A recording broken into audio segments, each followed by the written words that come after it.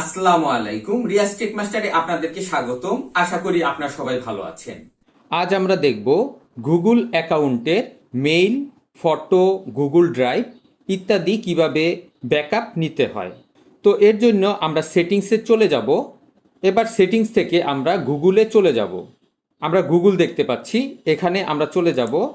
তারপর এখানে আমরা দেখতে পাচ্ছি ম্যানেজ ইওর গুগল অ্যাকাউন্ট, এখানে আমরা ট্যাপ করব। এবার এখানে আমরা দেখতে পাচ্ছি ডাটা অ্যান্ড প্রাইভেসি, এখানে আমরা চলে যাব। তারপরে আমরা একটু স্ক্রল করে নিচের দিকে চলে আসব। একটু নিচের দিকে আসার পরে আমরা এখানে দেখতে পাচ্ছি অ্যাপস অ্যান্ড সার্ভিস, এবং তার নিচে লেখা আছে content save for Google service, এখানে আমরা একটি ট্যাপ করব।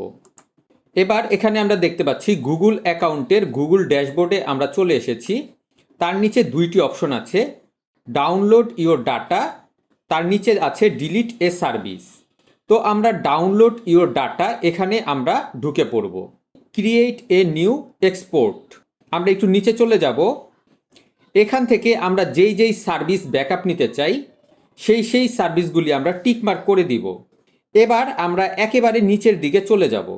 এখানে আমরা দেখতে পাচ্ছি নেক্সট স্টেপ, এখানে আমরা ট্যাপ করব। এবার এখানে আমরা দেখতে পাচ্ছি ডেস্টিনেশন ট্রান্সফার টু।